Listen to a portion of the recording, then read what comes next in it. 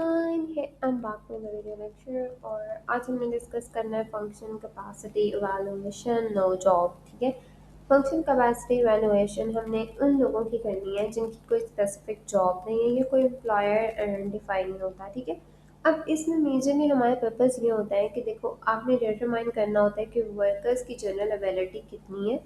ठीक है, वो कितना फिजिकल वर्क कर सकता है और वो कितनी उसको सेफली उस फिजिकल वर्क की डिमांड्स को पूरा कर सकता है। ठीक है, ये सारा हमारा मेजर पर्पस होता है। सो फोकस करते हैं हम जनरल वर्क की स्किल्स को, ये नहीं कि कोई पार्टिकुलर दैट मीन्स कि किसी पर्टिकुलर टास्क के ऊपर या किसी पर्टिकुलर आप ड्यूटी के ऊपर बेसिकली डिपेंड करें। फॉर एग्जांपल अगर एक टाइप राइटर है ना, तो वो एक स्पेसिफिक जॉब हो रही है, तो उस स्पेसिफिक जॉब की बात नहीं कर रहे, हम एक जनरल एवेलुएशन की बात करें जिसमें कोई स्पेसिफिक जॉब की रिक्वायरमेंट नहीं है।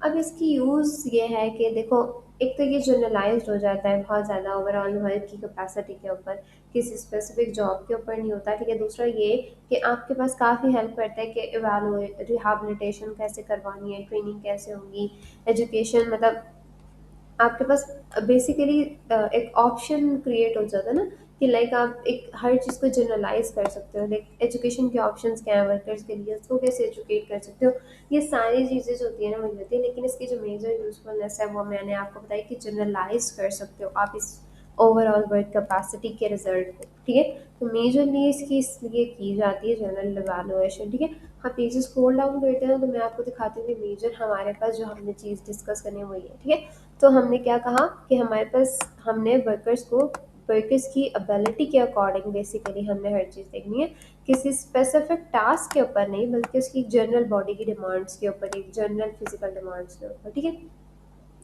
अब जो सारी चीज़ मैंने आपको बताई फिजिकली नहीं है, रिहैबिलिटेशन में आपके पास काम कर रहा है, ट्रेनिंग में और एजुकेशन के ऑप्शन जो आपके पास वर्कर्स के लिए उन सब के लिए काम कर रहे हैं। ठीक है, अब हमारे पास एक मेजर चीज़ आती है कि कॉमनली यूज्ड एफसी के सिस्टम्स रहता है। ठीक है, तो उसमें आपको सिंपल एक मेजर लिस्ट दे दी जाती है। ठीक है, जैसे ऑस्ट्रेलिया में वर्क हैव एफसी का सिस्टम यूज़ होता है वैल्यूएशन के लिए। फिर देखो सारे आप ये नाम इसी तरीके से याद करोगे क्योंकि ये आप चेंज नहीं कर सकते, क्योंकि ये आपके पास टूल्स है। ठीक है, एफसी के वर्क सिस्टम्स जो हैं वो सारे टूल्स हैं, जैसे अर्गो साइंस आपके पास बता दिया, ब्लैंकन शिप बता दिया आपको, की फंक्शन कैपेसिटी असेसमेंट है, वर्कबिलिटी एमके है, एपिक लिफ्ट कैपेबिलिटी है, बेस्ट स्टैंडर्ड एवेलुएशन है, पाइल है, वाल्पर है। फिर यूनाइटेड स्टेट में उन्होंने कहा आपको I W S F C के नाम से होता है। ठीक है, पी के नाम से है, ब्लैंकनशिप यूज होता है, वर्क स्टेप्स है, एर्गो वर्क स्टिमुलेटर है। ठीक है, सिंपल इज दैट। हांगकांग में BCWS है, बेल्टमोर के थेरेप्यूटिक इक्विपमेंट के टूल यूज। अब हमारे पास ना उन्होंने जो हमने लास्ट में एग्जांपल्स डिस्कस की थी ना उसकी डिस्कशन हो रही है। ठीक है, सो पीछे हम जाते हैं। ठीक है, हम इसको स्क्रॉल अप कर लेते हैं। ठीक है, ओके, सो हमने ना दो एग्जांपल्स मतलब केस सिनेरियोस डिस्कस किए थे ना। ठीक है, जिसमें हमने ट्रिवर की थी। ठीक है, ट्रिवर की एक एग्जांपल डिस्कस की थी। ट्रिवर एक क्रेन चेजर था जिसको बहुत ज़्यादा लोड्स रोज़ाना के हिसाब से उठाने पड़ते थे। ठीक है, सो उन्होंने कहा कि थेरेपिस्ट ने अब डिसाइड करना है, मतलब किम एक थेरेपिस्ट था ना, occupational therapist, basically not a physical therapist, occupational therapist थे। तो उन्होंने डिसाइड करना था कि अब हम कौन सा सिस्टम है जो इसके लिए अप्रोप्रिएट है based on the purpose of assessment, मतलब जनरल वर्क की एबिलिटी के। ठीक है, किसी स्पेसिफिक टास्क के लिए बल्कि जनरल के ऊपर। ठीक है, कोई स्पेसिफिक जॉब नहीं आइडेंटिफाई हुई थी, इसलिए हमने जनरल वर्क के टास्क के एलिमेंट्स को डिस्कस किया। सो हमारे पास जो यूटिलिटी थी ना, यूजफुलनेस ऑफ टेस्ट, ठीक है, वो बहुत इंपॉर्टेंट थी यहाँ पे। ठीक है, इंपॉर्टेंट फैक्टर्स जो हमने यहाँ पे देखने थे। सो डिपेंडेबिलिटी भी थी, देखनी थी हमने कि हमारे पास ओके कितना हो सकता है, किस तरह की डिपेंडेबिलिटी है, रिलाई किस पर कर रहा है। तो हमारी जो फाइनल सिलेक्शंस निकली थी ना वो 3 निकली थी, वर्क कैपेसिटी डिवाइसेस, एफसी के सिस्टम्स और लिफ्टिंग असेसमेंट्स, ये तीनों हमने करनी थी। ठीक है, सो ये सारी चीज़ें आपके पास आ गया है क्या, एक जनरल असेसमेंट के लिए पेशेंट की कंडीशन को देख के। ठीक है, ये पेशेंट की कंडीशन को देख के हम वापस नीचे जाते हैं, मैं आपको दिखाती हूँ कि आपके पास क्या 3 चीज़ें आई हैं।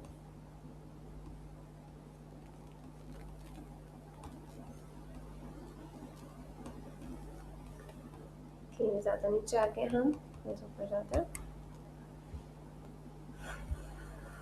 ठीक है। सो यहाँ पे अगर आपके पास देखोगे ना, आपके पास यहाँ पे आ गया हम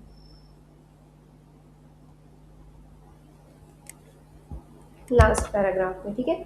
सो यहाँ पे उन्होंने आपको जनरल बताया और उन्होंने बताया कि यहाँ पे हमने डिपेंडेबिलिटी और यूटिलिटी को चेक करना है, ठीक है। सो किम ने ना इसके लिए, ट्रेवर के लिए जो 3 टूल्स असेस या फाइंड किए वो ये थे कि वर्क कैपेसिटी वैल्यूएशन सिस्टम और लिफ्टिंग असेसमेंट्स को, ठीक है।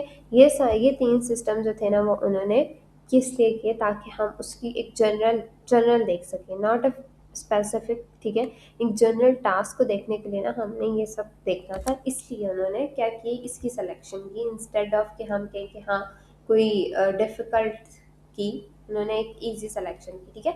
हम एक बार नीचे जाते हैं और एक बेसिक देख लेते हैं, ठीक है। मैं डिटेल में नहीं जाऊँगी क्योंकि आपके पास यहाँ पे ना, ओके, फिगर में आपके पास ना कुछ बेसिक बताई हुई हैं चीज़ें, ठीक है, जिसमें आपके पास स्पेसिफिकली कौन से स्पेसिफिक अगर चीज़ हो तो कैसी है, और जनरलाइज हो यूटिलिटी और डिपेंडेबिलिटी के लिए, ठीक है, कि किन चीज़ों पे होती है। तो यूटिलिटी के लिए आपके पास कुछ क्वालिटेटिव एट्रीब्यूट्स होते हैं, डिपेंडेबिलिटी के लिए क्वांटिटेटिव होते हैं, ठीक है। अब सिंपल इज दैट कि एक्यूरेट होगा, क्रेडिबल होगा, फ्लेक्सिबल, प्रैक्टिकल, यूजफुल, रेलेवेंट, जो ईजी टू यूज़ होगा, ठीक है, ये बड़ी यूटिलिटी आती है। क्वांटिटेट जिसमें आपके पास कोई भी क्वांटिटी आती है ना, ठीक है, जितना जिसमें कंसिस्टेंट चाहिए, हमें मेजरेबल हो, ऑब्जेक्टिव हो, रिलायबल हो, प्रोड्यूसिबल हो,